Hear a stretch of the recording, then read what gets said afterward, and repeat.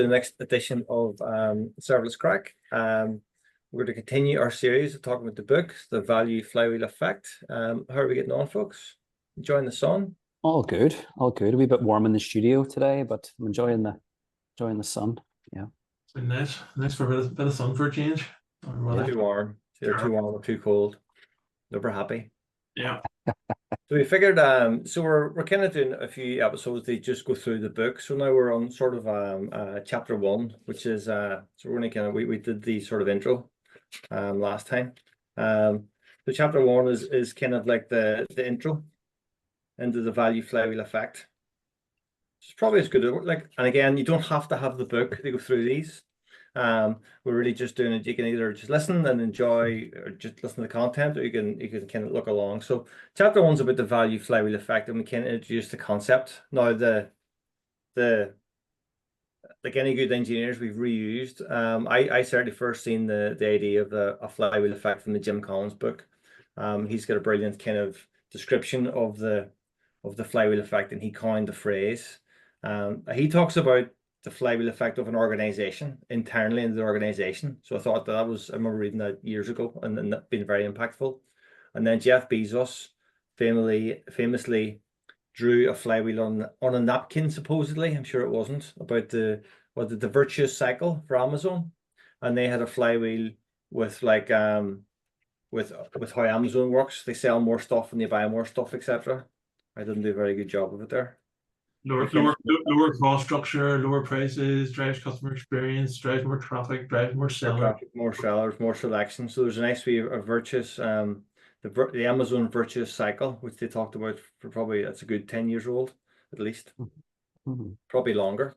So like the flywheel effect for us is really it's the pattern we started to see as when you're in like an organization and you're trying to create software for your customers, and it's that join between the business strategy and the technology strategy. How do you bring that together? So the way we sort of talked about, there's 4 phases, and we'll talk about these in detail. So the 4 phases are clarity of purpose, challenge, next best action, and long-term value. And they really illustrate this in the book. We decided to have a couple of tenets, like principles for each phase. So I think we'll just maybe talk through those. And there's three for each phase. So 4 phases, 3 principles for each. We'll kind of go through them fairly slow. So the first phase is, go ahead.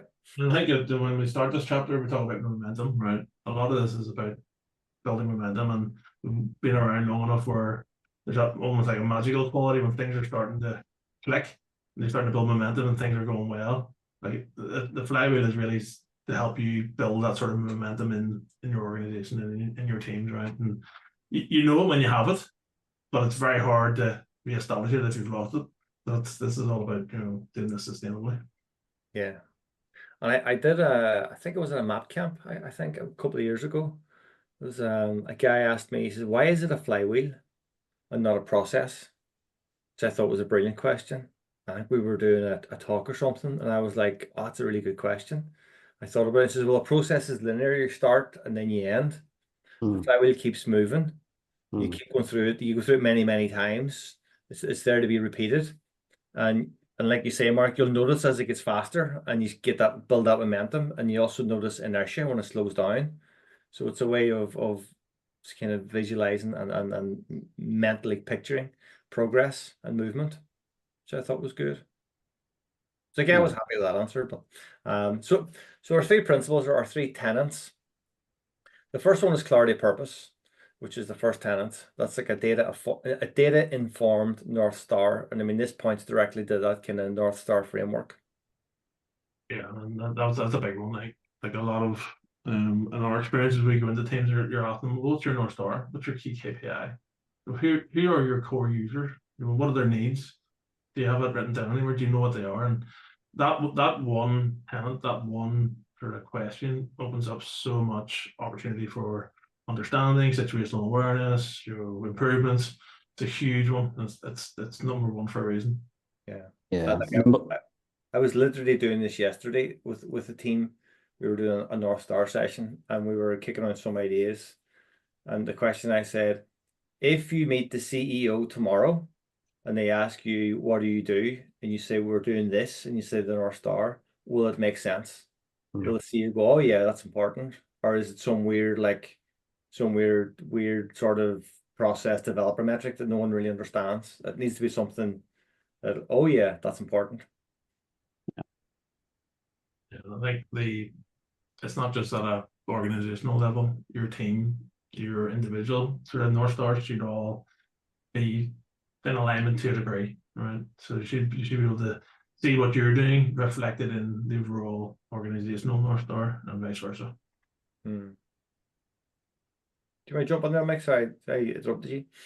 No, I think it ties back into what you're saying. Like if modern organizations with sort of modern cloud capabilities, and if you want to move, you've got to move with focus, clarity. Yeah. So it's really important you kind of like frame the problem space and capture what are the things we're trying to actually solve for. So then you can corral and focus attention, and then people are kind of knowing what direction they're kind of moving in. Because a lot of these companies, it's not as if we all know what's going to work, or there's going to be lots of experimentation. There's and you're going to harness a lot of diverse opinions, a lot of diverse kind of ideas.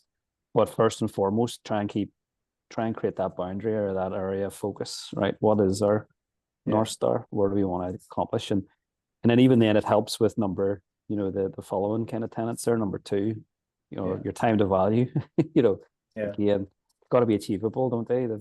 How do we get stuff? What is the kind of the next? How do we attack these sorts of things? So again, starting to see like this is really grounded in product discovery, isn't it?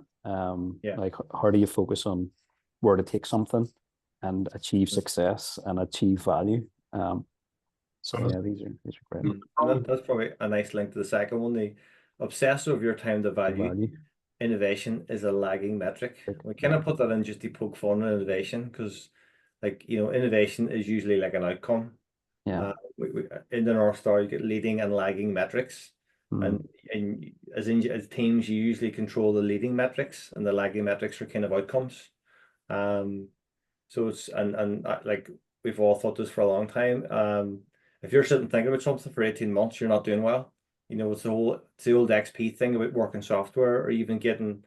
It's not even time to market, it's time to value. How quickly can I get something valuable in the hands of my customers, so I can obsess or observe what they're doing and see if it's making a difference. So test your assumptions. It's not about this analysis paralysis of big, long release phases. That's just a really, good time to value, where you can get stuff in the hands of customers quickly. And then that's where innovation comes from. Even that, time to value, sometimes you maybe not able to deliver something to a customer, but you can reshape what value means to the team. It could be understanding, it could be removing a pathway to production, it could be upskilling a team. There's loads of additional things that we can talk about in that value term. Ultimately, you want to deliver working software to real end users and real customers, so you get the ultimate feedback loop. But you can also get lots of feedback on that way to getting that. So it's something that's said, you've got to get it in production and give it to the customer. It could be, setting up your pathway to production is a good time to value indicator. So the last one, like for each of these, we've put the third principle is kind of linked to orderly mapping. So the third one is map the market. Which is, can you differentiate in the market? And very much clarity of purpose, the whole phase is really around what's the business you're in, what are you trying to achieve? It's not about my silo and my piece of software. It's sort of like what are you trying to achieve? So, could you do a orderly map of the market, of whatever market you're in, be it telecoms, selling, I don't know, selling whatever, or, just kind of orderly map, strategically think about that market and try and understand what's your company differentiating in. Yeah. It's important to understand that. Context is king, isn't it? And really kind of, if you understand this, good situational awareness, being able to respond to opportunity, respond to threats, be mobile, obsessing over getting out quick for those opportunities, getting out quick to respond to those threats, and then being measured about all that as well. Yeah, so and you might be thinking, well, I'm only a software engineer in the team. I don't know what the company strategy is. This is also a thing you can do from the public website. And even if you're joining a company, don't be afraid to sit down and orderly map out what you think the company does based on their website. And then if you're going to interview, say, ask them, and is it the same as what the website says? So it's, even if you're an employee, you can still look at the company's own website and do a map. They think, like, what are we saying we do? And then internally, is that what we're actually doing? So It's it's just, amazing what insights you can gain from looking at the company's website, looking at their LinkedIn, looking at their job postings, looking at their press releases, looking at have they talked at any conferences. There's a plethora of things you can do to understand where a company sits in the marketplace, and like even like if you're a junior engineer, understanding who are your competitors. Is there other stuff you can learn from them that you can maybe bring into your own company, your own context, right? So there's a huge amount of insight and situational awareness to be gained just by, and it doesn't take that long. Like it's hugely, the return on investment is massive on mapping out just where your company fits in the world. Is a huge value added activity. Yeah, so that's clarity of purpose. I think that's an important phase, just to make sure your head's in the game and we know why we're turning up to work. The second phase is challenge, and the first, the kind of tenant, is psychological safety. Team first environments always win, and something we've been very strong on for a long time. I've always said that a team is not the people who report in the Fred.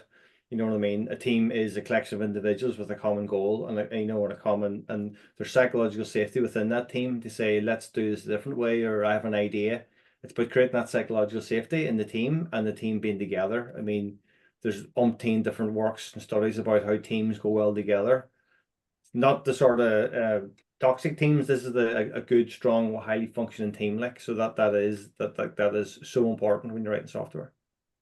Yeah, I think, and again, like building on a lot of the stuff, like aligning with a lot of the stuff you see in team topologies, team being like the fundamental unit of delivery, and then you'll see throughout the book we talk about like how to optimize for the squads, your scope processes, alignment to capabilities, and then setting yourself up for, we kind of get into the later phases here with long-term value, but you got to be keeping an eye on that and making sure the team is spending a lot of their time being creative and not getting bogged down operationally and things as well. So there's lots of good things in there to kind of, create an environment where teams can be really successful. And the environment is kind of optimized for success in a way. It doesn't happen by accident. You have to proactively create a environment where teams feel safe to do what they do. So in your practices and processes, and in and especially when things aren't going well or things go wrong, like things like blameless postmortems are a great example of being very clear, very careful about if things do go awry, you don't blame the individuals. You learn what failures are in the processes and how you can learn the lessons. So this is something you just got to keep investing in and keep reiterating and keep improving on. It's not once and done.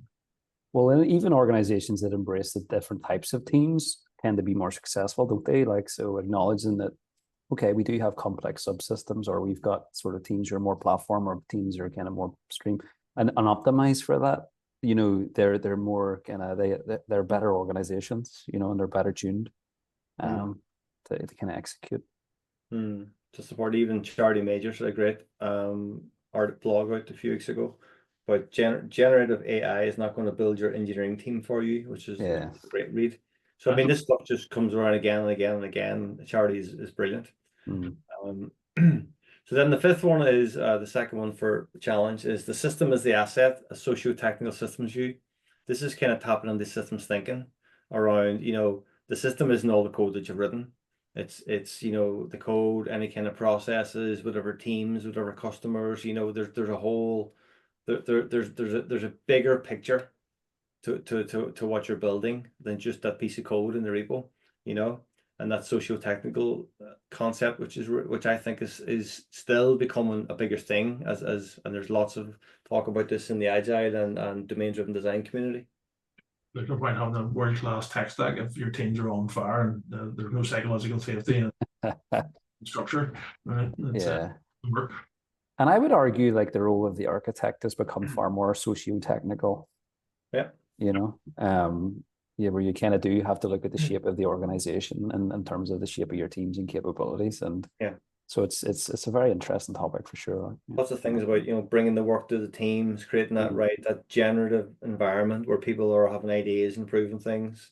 It's getting away from the say that a team is a fungible resource that you can just give them engineering work, and they'll type in all the numbers and spit out the other end. Not that.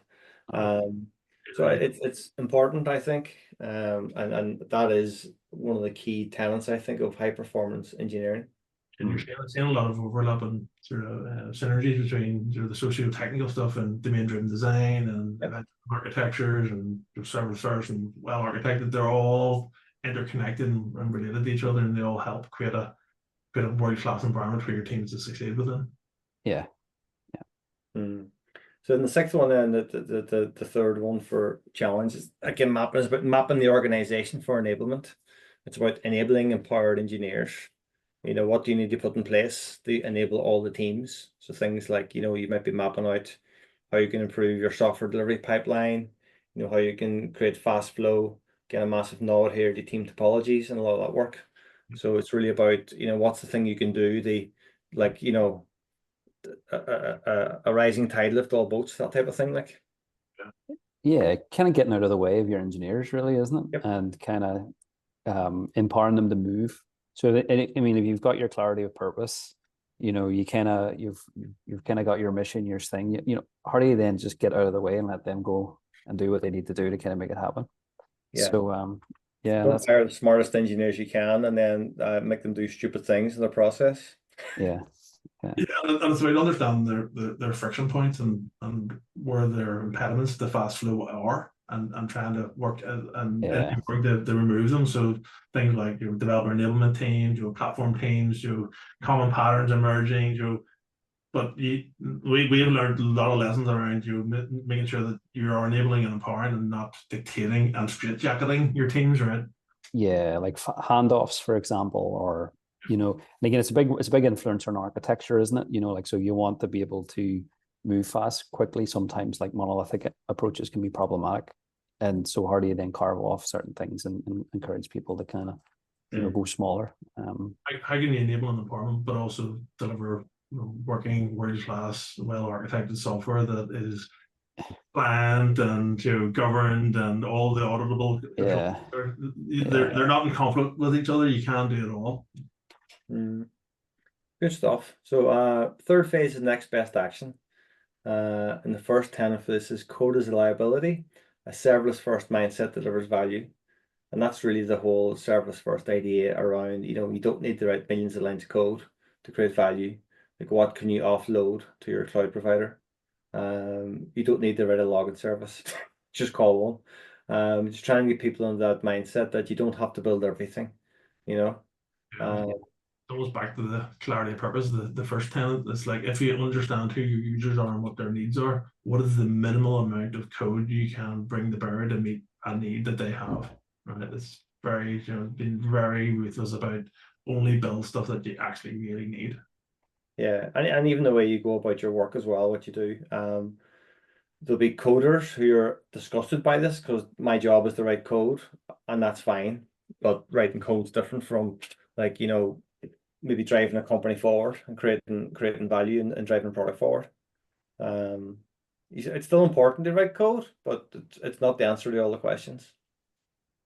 No, and I think that even, and I know we're going to skip a tenet here, but if you look at 9 in terms of mapping your solution and understanding kind of where certain things are and where you can really make an impact, and kind of where your talents are best served, then you're more likely to implement a more successful solution. You know what I mean? So you make more sensible decisions around where you invest your engineering time, which is a biggie as well.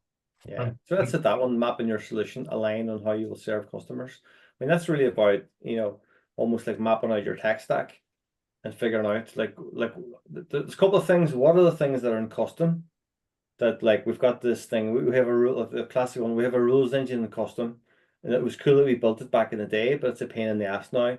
Bite the bullet and just, commoditize that. It's the engine is an important thing. It's the actual rules, what it's doing for you. There'll be all sorts. There's always login services in custom. Maybe there's a thing in product.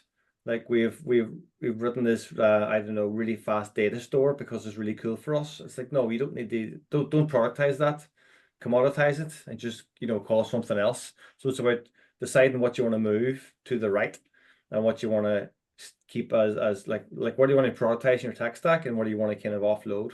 That's a really fun exercise. And that's a key one. Like, if you've kind of done your map the market and you're kind of down here and you've got that safe environment, you should really be understanding what is the key differentiator for your business and your organization. Where does your company stand out? Anything else is not really a differentiator. Like I think you mentioned it last week, actually, in one of the podcasts last week. Minimizing undifferentiating heavy lifting. So again, if there are things that you're feeling like that are in customer evolution, you might want to have a conversation with your cloud provider. Say, well, actually, we don't really want to build this. We would, we want to get something a wee bit higher value or higher order. So you kind of highlight certain things, and we have a few good examples actually in recent months of this one where if you're mapping that right, you've kind of got something there where maybe you feel like, well, we don't really want to build that. Is there something we could get off the market or have a cloud provider actually build for us? Mapping your tech stack is one of the most enjoyable collaborative exercises you can do. Yeah. It's just it's fun and it's insightful, and you get huge amounts of return on investment in doing it. And it's like, hey, why did Jimmy have a database under his desk? Should that not be on like a cloud service? Oh, that runs the company. Don't touch it. We've always done it that way, dude. And it's highlighting those sorts of things where maybe like the people who are kind of controlling the budgets don't have that. They're feeling like, well, we need a new fancy front end. We're going to build this, but they don't realize that Jimmy's server under his desk is kind of what needs modernized and brought forward. So those types of things stick out like a sore thumb on those sorts of maps.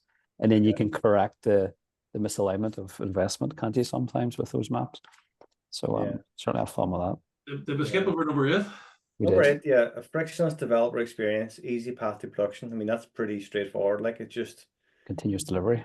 It should be really not easy, but it should be it should be fast to deliver, push to production, like a quality workload and through all the right checks. This requires a lot of work. It's not easy. It's hard to do. It's hard to do. There are lots of very good tools. Look at them. But I mean, you need to think about how easy it is once an engineer has finished a piece of work, how easy it is for that engineer to get that to production. I think that one in particular, we've got to lead with context. You can't go in, why do you not have continuous delivery? Why can we not ship this feature to production immediately? You got to understand the ecosystem you're operating within and the constraints and the guardrails that may be there for historical reasons. So this one is something that you have to tread carefully as you unpick the impediments to fast flow on this one. Just don't be going in two-footed. The Euros are going home. Yeah, and we'll get into these in a lot more detail through the series. So the final phase, phase 4, is long-term value. Remember, we've got phases, the 4 phases, and then the 12 principles. So of the 4th phase, long-term value, the first principle is a problem prevention culture, well-architected and engineered systems. I mean, this is just a well-architected framework, and like there's a nice way of putting this: a problem prevention culture. Was it Shea Doris? Was it that phrase? Oh God, I can't remember. But the idea is like let's have an opinion of what well-architected is, and let's do these things before they happen. You know what I mean? Let's not reward the person who fixes the defect. Let's recognize the work that prevents the defects from ever happening in the first place. So that's the idea of well-architected. We go through these things around, security, cost, operational excellence, reliability, performance, sustainability. We look at these things up front before they hit production, and that's your way of not letting workloads slip into production and then create a problem for yourself, as they harden them before you let them go. And you can continuously improve this with the scrub process to keep iterating towards better, well-architected systems and preventing the problem. Oh yeah. Getting your value for money out of your cloud provider is a big one here as well. So take advantage of all that operational burden that your cloud provider is taking by well-architected and how you pull these things together. So let them look after your long-term kind of reliability, stability, security as much as you can. So then you can focus on the differentiating things, which is kind of the main thing I take from that. The big one, try to find a way to celebrate successes with problem prevention. When people do the right thing, a lot of times that goes unrewarded. And people here are going the extra yards, or writing additional tests, or putting in dead letter queues, or doing chaos sessions with the teams. The stuff that doesn't really go get noticed because there's never an outage, right? Teams are just smoothly sailing along. You got to make sure that you proactively identify teams that are doing this well and recognize and reward them appropriately. Yeah, a quiet release should be rewarded and celebrated. Number 11 now is keep a low carbon footprint, sustainability. This is really important. Like, you know, if you think about very briefly how, if you think of how efficient your workload is in the cloud, you can measure that. So how much, you know, CPU, memory, and resource it use. So there isn't, you can measure efficiency in a very basic way. If you've got like a box, you can see, you know, what's the percentage utilization of that box, right? So that the cloud providers are so good now that almost maps to cost. So cheaper is usually a bit more efficient. But then there's another thing about is what's your carbon footprint. So where they're getting to, the cloud providers, is you can actually measure the carbon footprint of your workload, and the lower the carbon footprint, more likely the cheaper, and more likely the more efficient it is. So I think that's a really nice measure. Like sometimes we say cost is your architecture. It's almost like sustainability is your architecture. So with the move to green compute, I think this will become more and more important as we go on. So I think this is a really nice principle to keep in mind, where if your business process is mining Bitcoin, you're not going to do well in this one. I think since we wrote the book, there have been quite a few developments across all the major cloud providers, but I think a couple of weeks ago, AWS just released their sustainability tool that'll assess your stack and effectively give you a sustainability scoring and where you can improve, all aligned to the well-architected principles as well. So starting to see more developer-friendly things that'll give teams guidance and advice and guardrails around how to deliver more sustainable workloads, all very aligned to well-architected that we were already sort of advocating. I mean, like, we wrote this 3 years ago. It was early then. It's still early. No, it's a huge one. It's definitely one for consideration. As you say, like the with well architected as a pillar in there now. It's the sixth pillar, isn't it? Sustainability. And if you do have a kind of CPU heavy kind of workload, you should be really considering where you run it, where you place it, and definitely work with your cloud provider partner on that, and do everyone a favor. Got a number of recordings and have a blog post on the sustainability sort of pillar of well architected. And there are good questions in there that will steer you in the right direction for making your workload more sustainable. Super important. Like I say, we'll deep dive more into these as we go on. And then the 12th and final one is map the emerging value. Next generation companies can see ahead. When you get the modernization done, when everything is all happy out, what does that then enable? Like what's the next thing? What can you then do? I mean, this is a great conversation to have with product leaders. Like when we get all this on this platform and we do all this work, we can then do X. Like what does that then open you up for? I think it's really important that you look at the emerging value. What's the incoming thing? That's very much you've got high performing teams now. They can deliver changes in the production within minutes. What should they work on next? What you want to build? Yeah. Completing your flywheel, isn't it? So like, okay, so you phases. Hit your target, keep moving. Yeah, and then you're back to clarity of purpose. Maybe your clarity of purpose evolves. Maybe it changes. Let's explore this new thing. And the value that you're away again. So it opens up things that you may not have even considered because you couldn't get out of your own way. It's like, oh, now we can deliver that. Like, oh, we can do that thing that we had in the back of our mind, but we couldn't really get to because we were too busy firefighting all the issues we had in production. Right? Yeah. So there are 4 phases: clarity of purpose, challenge, next best action, and long-term value. You build momentum as you go through those. And one of the things now that we often see is you can also spot inertia. For me, this gives language to things like maybe there's inertia in our security process. So, with good intention, let's look at that and let's work with the security team and figure out how we can improve that. Not take it away, how we can improve that. And you can be sure the security team would like to improve that as well. So it just gives us language for things that are slowing down that momentum. And we can look, it's almost like the systemic issues that are slowing us down. So like that's another thing we thought interesting as we've used this model in the past. It gives you language for things that are slowing us down. So that's the crack. That's chapter 1. So I think it's still interesting, but so we'll keep going in the series, and we'll look at chapter 2 next time. Please give us a like or follow on the serverlessage.com or on the Serverless Age at YouTube or on Twitter and on YouTube. Thank you. Thanks, everyone. Bye, everyone.